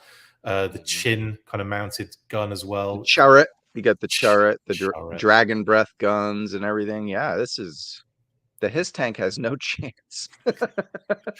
Flight stand is pretty nice as well. The fact that you can have it in 2 different directions, because I kind of was like hoping for something like the Sky Striker had. But I totally understand this is a much kind of like, it's going to be a more difficult thing to do with this vehicle. So I like the fact they've got this option where you can put it like in almost a kind of side dive motion, or like a side kind of like, upward motion. I think that that's a really nice little kind of addition. And the stand is like nice and clean. It's nice and, I like it a lot, genuinely. Yeah. I love that oh, Diagnostik80. Stay Chips and fresh, cheese salsa. bag. Stay Yeah, fresh chips cheese and bags. salsa. I'm doing an impression of myself. That's ridiculous. I just do me, and that's the impression, right? That's when I go like park the car in the Harvard yard, but I don't even have the Boston accent half the time. So the I mean the clear stand is going to add to the photography. So that's the thing with what they're doing now. The Hasbro team, they're really focused on photography, dioramas. So you're going to want a stand that you can't see. And then it looks like a landing pad or something really cool. So yeah, if there was a comment I think Diana Davis made on our show, sorry, it'd be cool if the stand lit up, because then it's almost like a landing pad. You know, it'll be interesting to see what people do with this stuff, you know, customizing with definitely. with the stand. Yeah. Kwame Taylor says, question, would collectors actually want vehicles bigger than this? This is probably the maximum size I would probably assume that most collectors who get in on this would probably want, because if it gets bigger than this, I think you know, we already do struggle with space. I struggle with space.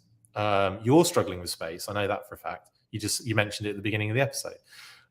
So yeah, that might change. That might change. I'm actually looking to double the size of my place. So now I need a USS flag in 1/12 scale, a Terradrome. I'm just gonna have a room that when you walk in, it's just a GI Joe playhouse. So you can actually sit in the get in flag. yeah, I personally, I think this is probably the biggest we're going to be getting, but you never know. We could get like a mobile command center. That would be freaking mental. I guess one of the questions we had on our show was, oh, what is that? What are you showing me? Oh, I was doing the size of what a mobile command center would be. Oh, classified yeah. scale. It would be like huge.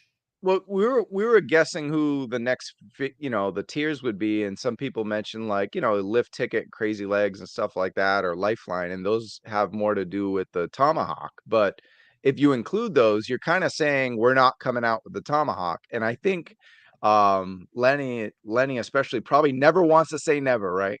Dare to dream kind of thing. Like, who cares if it's 5 feet long? Like, it might happen. So you almost don't want to cut out those chances. You don't want to give in, you know. Agreed. Killer whale, you cowards. Absolutely. Killer whale, havoc, tomahawk / eagle hawk. I'd be all over those. I'd be all over those in a and I'll be 4.5 to 5 feet. 12 feet long. Moray, 100% 19J Jace. Absolutely. 19JJ Ace or 19 Jace or 19J Jace. I don't know, but thank you. Moray, definitely. Night Striker, says Future Fortress Maximus. Do you know what? A triple T would work for me. Give me a triple T, please, with the Sarge. That would be phenomenal. And it's not that massive. Warthog, 100%. Give me a Warthog now. I'll take that now.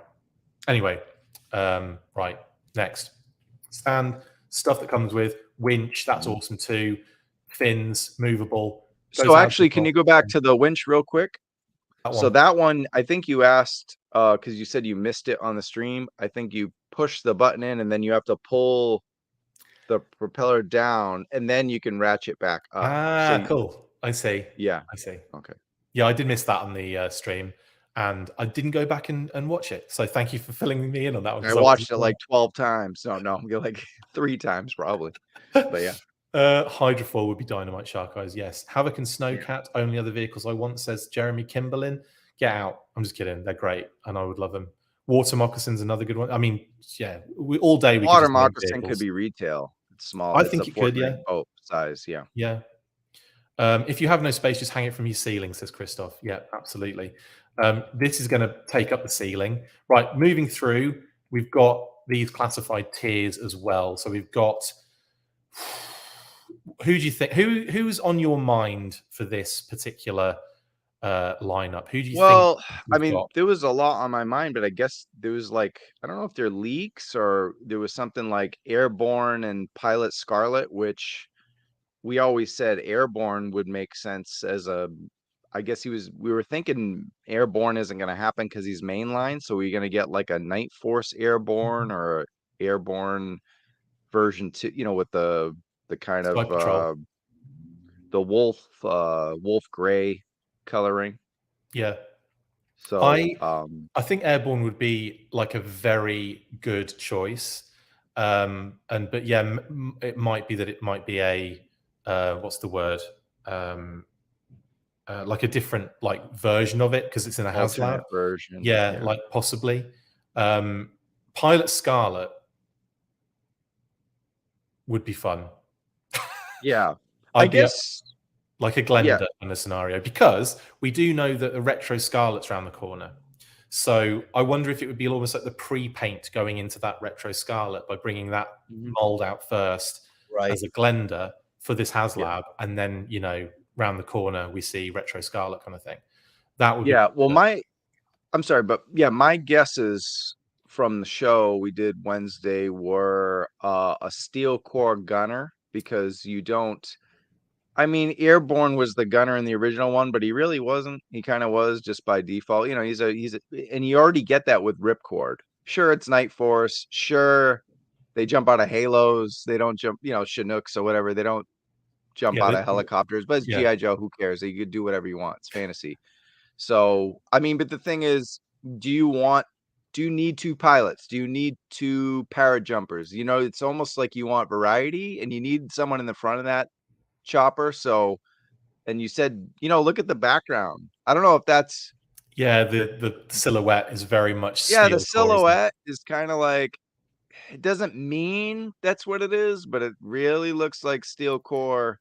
Plus, if you look at the HISS tank, and that they had the HISS driver, the tactician, and the gunner.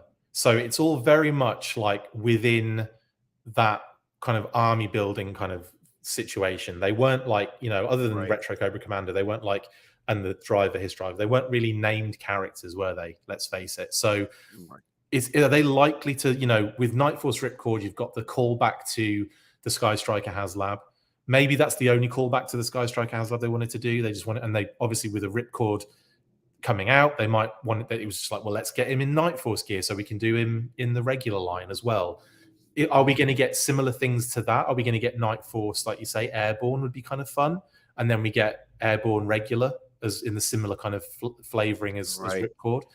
And then I'm thinking like Pilot Scarlet would make sense, like as Glenda, because you know, like I said, get that retro Scarlet kind of redeco out first in the HASLAB, and then we have the retro Scarlet in the future. Jobs are good. And this is another good shout. And sorry, a few of you have mentioned this. I'm just going to highlight Eben's comment.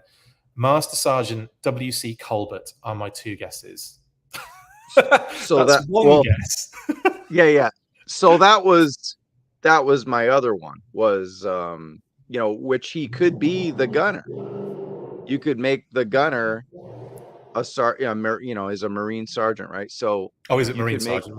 I believe so. So you could make Colbert was, I believe. So you could make him the gunner, you know, too, as well. I don't know. I mean, you could combine things as well, and then have a name, a Scarlet or an Airborne, maybe to juice up those numbers, because some people might not want the builder.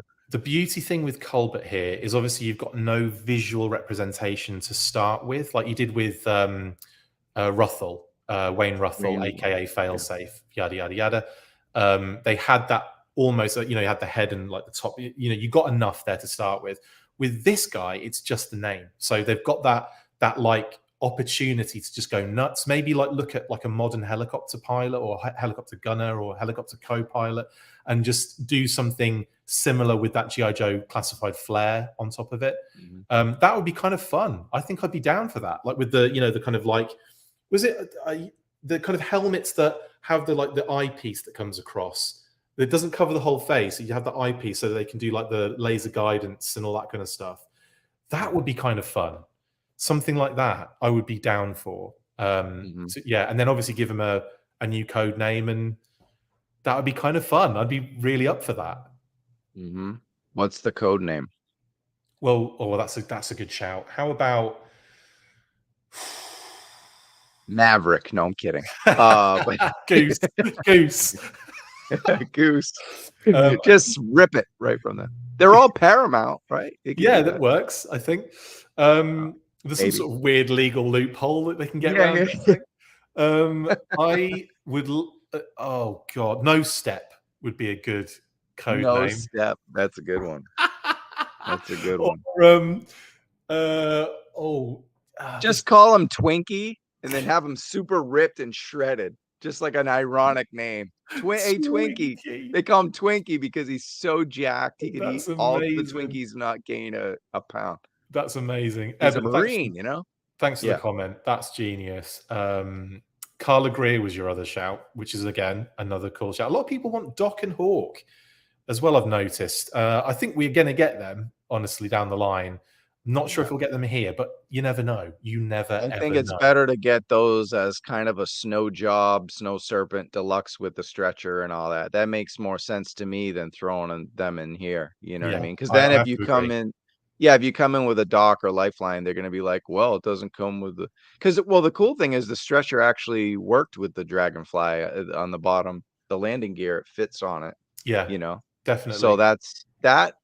You know, that could be a thing, but then you're not going to include a deluxe figure, though. You know, as a tier. So I do like that as like a possibility, though, and it does kind of hint at a possible option. Tristan says, "Make Colbert Wild Jill." Oh my God, I love that so much. I bloody love that so much. That's great. Yeah, love that. well, look at 100%. Look at Black Gengus's comment, because didn't we get a Sky Striker character?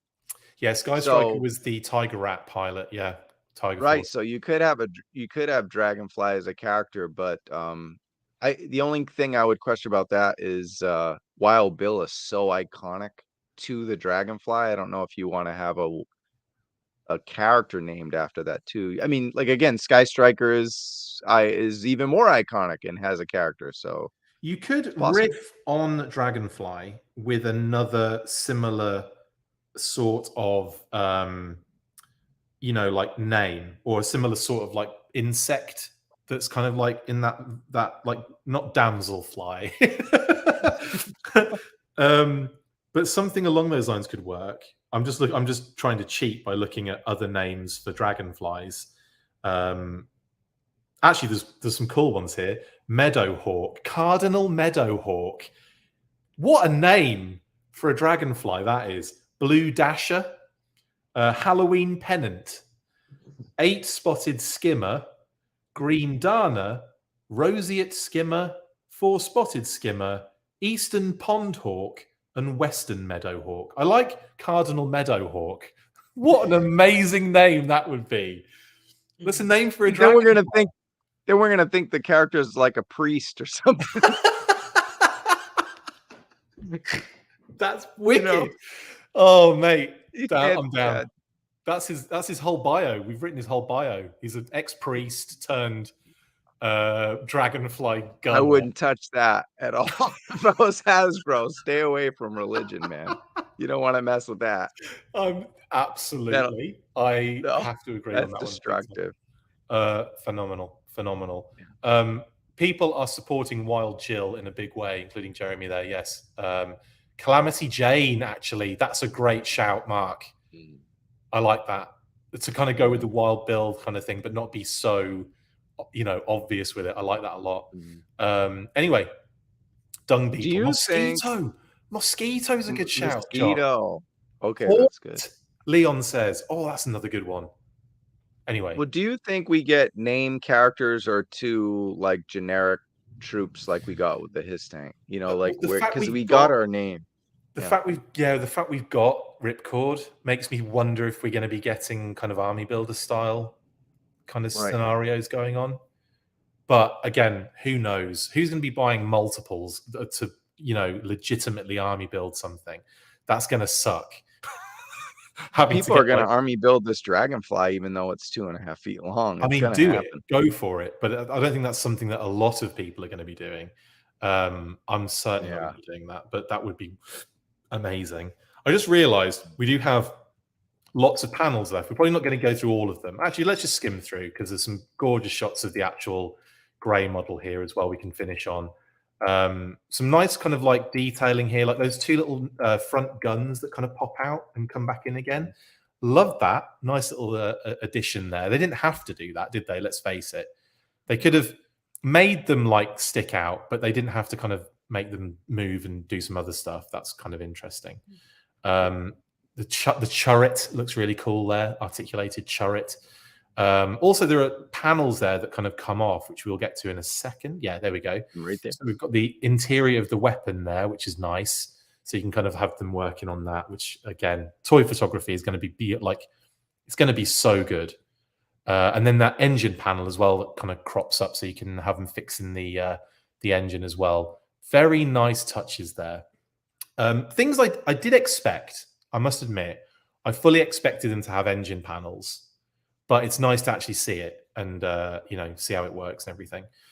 We've got the guns here on the side, which I wanted to kind of point out, feed into the body of the helicopter, which is really nice too. So that's a nice touch as well. And again, yeah, the missiles, etc., the winch or the hoist, showing that in action. Good. Is that the full length it goes, by the way, Trav? Is it just the length of the base, or does it go further than that? Do you know? What was that? The length of the hoist, does it go further than that, or is it just touch the ground on the base from where it's? I have no clue. I don't know. I mean, it did from the video. I'm not sure. I think they only showed it going to the base, but it could go longer. Yeah, I'm I'll not ask sure. that They question. didn't say how long it was, right? No, I don't think so. I don't think that was mentioned. Again, some lovely shots of this beauty. Blast effects look great. Even in frozen turd form, they look good. The tail fins is another good aspect where they can, like, again, you can have the classic, or you can have more modern, or you can have something whatever you want, really, which is a nice touch on that one. The little exposed kind of cone bit that comes off, that can kind of have that little detailing there as well. There's a close-up of it. He's also mentioned that there's going to be a lot more detail on this. They're going to be changing some aspects to that particular part. So there's going to be more detail on that, believe it or not. Canopy opens up normally, but it also opens up on two different points, at the back right and at the front left. So you can have those opening to have quick in and outs. Which allows for some of that jumping, right? There Because you it's go. like, it wouldn't make sense the other way. So now if you want to add a little bit of realism to this crazy world of G.I. Joe, you can, it's not anything the military would do, but at least it's a possibility for a night core, ripcord or airborne to jump out and jump on somebody. Definitely. Someone just said dragonfly anus, which is hilarious in response to that. That is the dragonfly's butthole, isn't it? Love that. Poop hole, yeah. Speaking of poop, actually, no, before we get to the poop part, the interior and the seats and the seat belts, phenomenal. Absolutely love the design on that. Love them. All the little. Yeah, if Cobra's going to take care of their troopers and offer harnesses, the Joes better not look so foolish. Absolutely. Take care of their squad too. But yeah. Sorry, the light up gels inside there. Amazing. And they said they're going to work on that and make it a little bit more, I guess, like more kind of filled, like more even, the color tone across the whole thing. But I think that looks dope. And there's an even better shot of it. Look. Oh, my goodness. Oh, so good. Headlights, spotlight, frozen turd, blast effect. Again, I'm only joking. And it does look really phenomenal when you put it on. I mean, look at that, man. So cool. And even more so on the other side when it's like, off. It's kind of off a little bit of the. It's just thing is loaded. Loaded. You got the rocket pods, the tow missiles, the guided missiles. Wow, it's in all the dragon breath guns, the turret. Man, this thing is. That's why you need a gunner in the front, because there's a lot going on with this thing, and Wild Bill's piloting. Yeah. So you need someone in the front to take care of business. It's not Ripcord, so we need someone. It's Colbert. It's going to be Wild Jill or Calamity Jane. And of course, speaking of Wild Bill, some good shots of the actual figure grey model as well, with his extra hair, knife, and removable shades. It has to be added as well. He will be getting removable shades, which is an absolute, I again, you kind of expect it, but at the same time, I'm glad they did it. and some more shots of the back there, the pistols going into the holster and everything, and a nice shot of the close-up of the head to some degree, and the hat.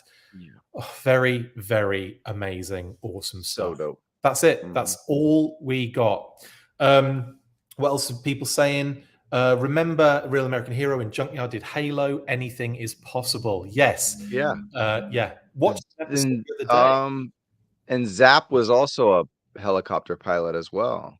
So he's a bazooka character, though, first and foremost. So I don't see him included just because it's weird to include a bazooka character, even though he is a copter pilot. But it's a name you throw out there anyway, right? Yeah, someone also mentioned Lift Ticket earlier. A few people mentioned Lift Ticket, just in case we don't get the Eagle Hawk or the Tomahawk or whatever, you know. If Lenny says it is never going to happen, then you should throw in Lift Ticket. But Yeah, why do you need two pilots? I don't know. Yeah, that's true. That's very true. Unless it's Scarlet, because then you're just it's kind of like the Sky Striker thing where they included her. So sure, you know. Big time. Anyway, that brings us to the end. My God, that took 1:45. My goodness, Travis, I apologize. Let's get into shout outs, and then we can bring this epic episode to a close. It's going to be even probably more ridiculous next week as well. But anyway, a word from Hoarder. Have you tried Hoarder yet? No? Well, you need to. If you have a collection of things and want to create a fun and easy way of organising it and of course showing it off, then get involved. You can post items and build collections, and you can drop a status like getting a fun delivery or seeing some awesome related stuff on your travels. Build your collections with Hoarder. The app is free to download on Google Play and the App Store, so what are you waiting for? Get to hoarding.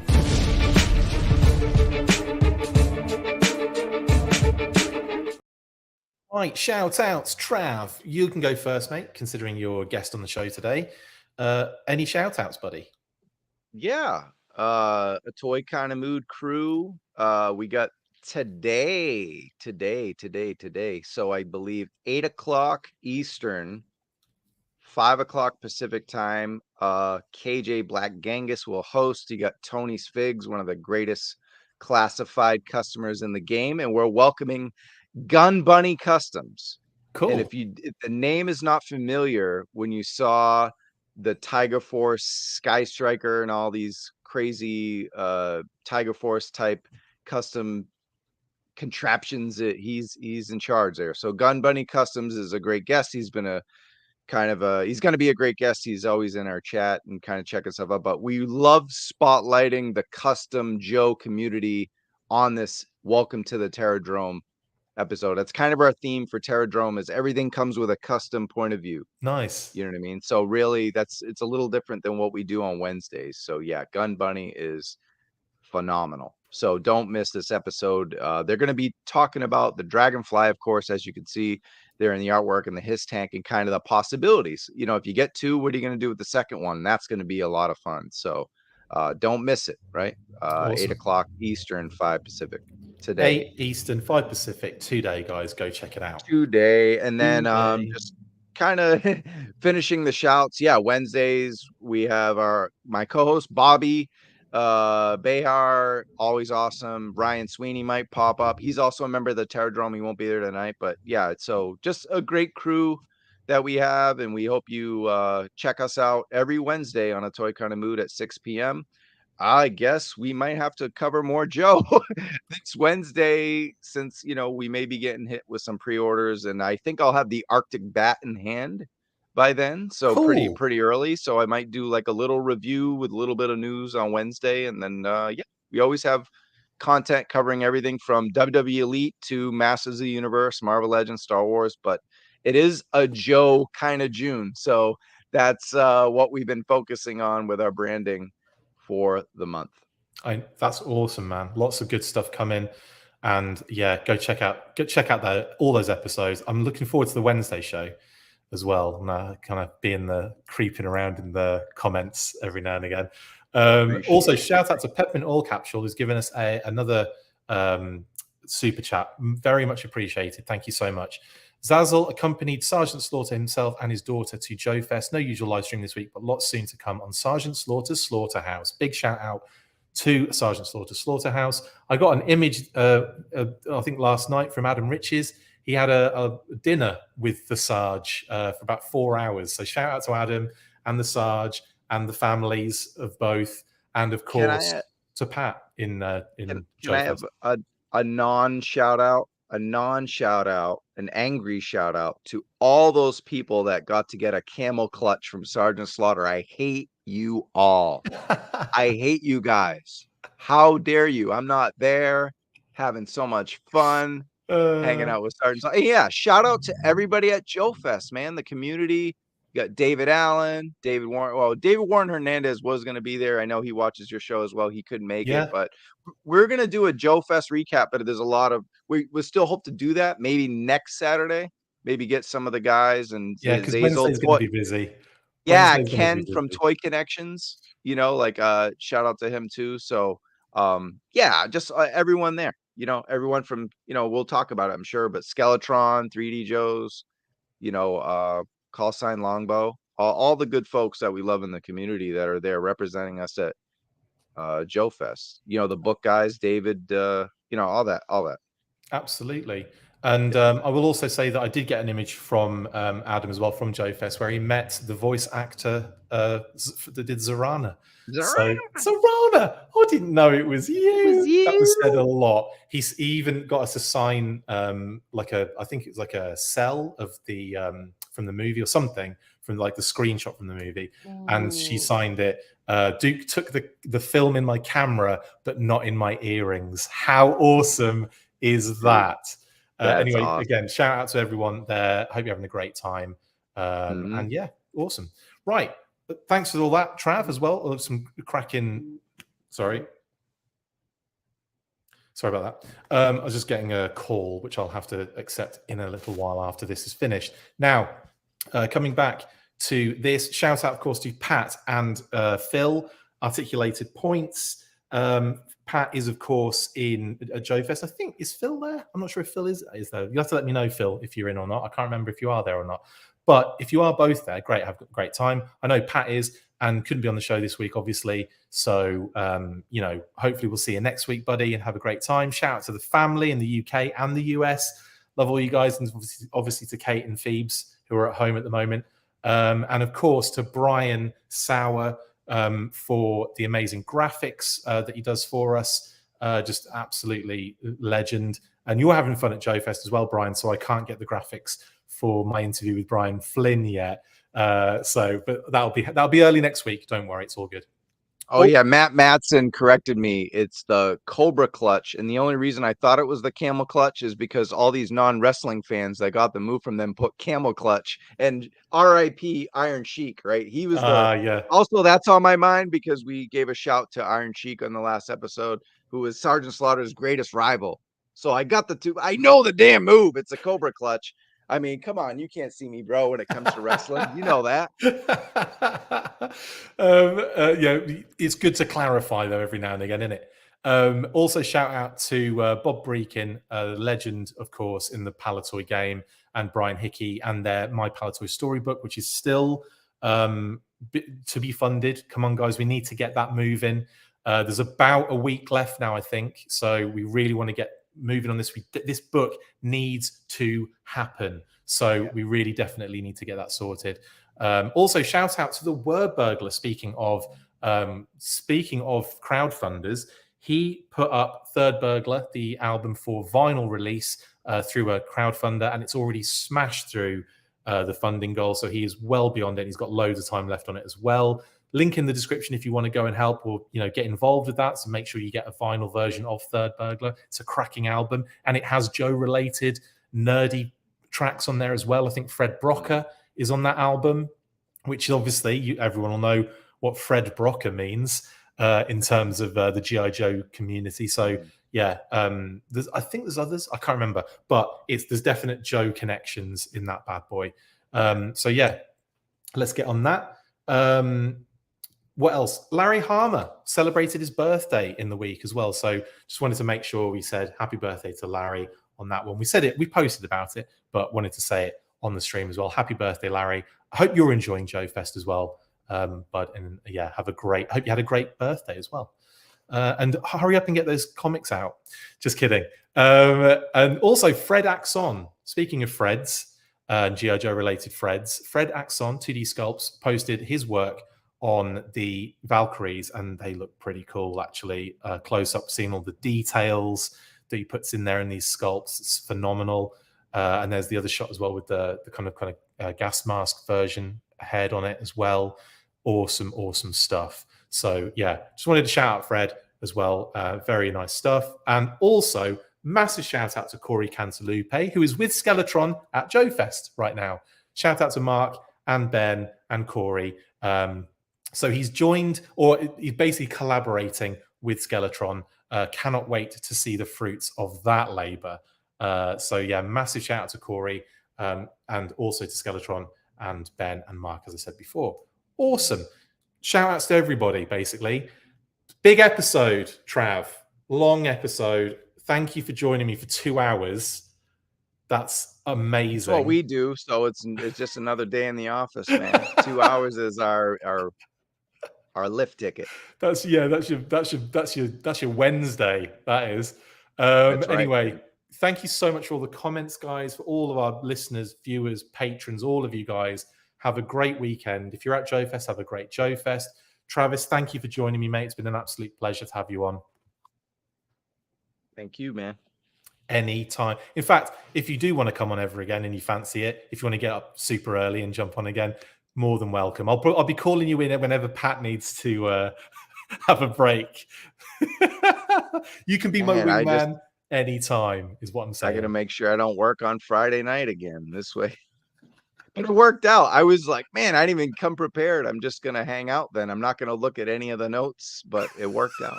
No, it did. Absolutely, man. Had a great time. And again, thanks to everyone for watching. That's it. That's the end. You know what to do at the end of these episodes, guys. We've got loads more content coming for you. Do not worry. After 3, 1, 2, 3, 4. Brilliant. See you guys.